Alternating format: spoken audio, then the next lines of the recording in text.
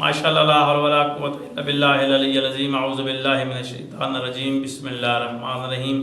السلام علیکم ناظرین، آج جو ہم وظیفہ لے کر آپ کی خدمت میں حاضر ہوئے ہیں وہ وظیفہ ہے قرضوں سے نجات کا، یعنی کہ امام جعفر صادق علیہ السلام کا یہ فرمان ہے۔ تو امام فرماتے ہیں کہ جو شخص قرضوں میں ڈوبا ہوا ہے، لاکھوں کے ہیں، ہزاروں کے ہیں، اگر وہ ان قرضوں میں ڈوبا ہوا ہے، مقروض ہے، وہ اپنے قرض سے بہت پریشان ہے، اس کا قرض اتارنے کا کوئی ذریعہ نہیں بن رہا، امام فرما رہے ہیں کہ اگر وہ ایک شخص امام کے پاس آیا تو اس نے امام سے آ کر کہا، یا امام میں مصیبتوں میں بھی گھرا ہوا ہوں، دنیا میں قرضوں سے مجھے نجات مل جائے، کوئی عمل بتائیں جو میرے اوپر بیماریاں۔ تو امام نے فرمایا کہ دیکھ تجھے عمل کر، جب تجھے عمل کرے گا تو تیرے گھر سے 70 قسم کی مصیبتیں، 70 قسم کی بلائیں دور ہو جائیں گی، اور اس کے بعد جو بیماری جنون کی، کوہڑ کی اور برس کی جو بیماری ہوگی وہ بھی ختم ہو جائے گی،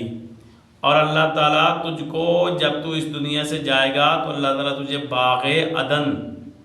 میں جگہ عطا فرمائے گا۔ باغ عدن جو ہے یہ جنت کے درمیان میں ایک مقام ہے جس کو باغ عدن کہا جاتا ہے، اس میں تمہارا ٹھکانہ ہوگا جب تو اس دنیا سے جائے گا۔ تو اس نے کہا، یا امام جلدی کیجئے، مجھے بتائیے، میں وہ کروں اور قرضوں سے مجھے نجات مل جائے، مصیبتوں سے مجھے نجات مل جائے اور بیماریوں سے بھی مجھے نجات مل جائے۔ تو امام نے فرمایا کہ تو ایسا کر کہ ہر مہینے سورہ نحل کی تلاوت کیا کر، قرآن پاک میں ہے سورہ نحل کو ہر مہینے پڑھا کر ایک دفعہ کسی بھی دن، کسی بھی نماز کے بعد تو سورۃ نحل کی تلاوت کر، انشاءاللہ کوہڑ کی بیماری، برس کی بیماری تمہاری ختم ہو جائے گی، مصیبتیں جو تمہارے گھر میں ہیں وہ ختم ہو جائیں گی، اور قرض سے تجھے نجات مل جائے گی۔ ہمارے 6ویں امام جعفر صادق علیہ السلام کا فرمان ہے۔ تو یہ ہے وظیفہ، سورۃ نحل کو ہر مہینے پڑھیں، مہینے میں ایک دفعہ پڑھنی ہے، مہینے کے بعد پھر دوسری دفعہ پڑھیں،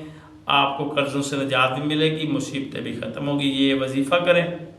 اللہ تعالیٰ آپ کو کامیابی عطا فرمائے گا۔ اللہ آپ کا اور ہمارا حامی ناصر ہو۔ خدا حافظ۔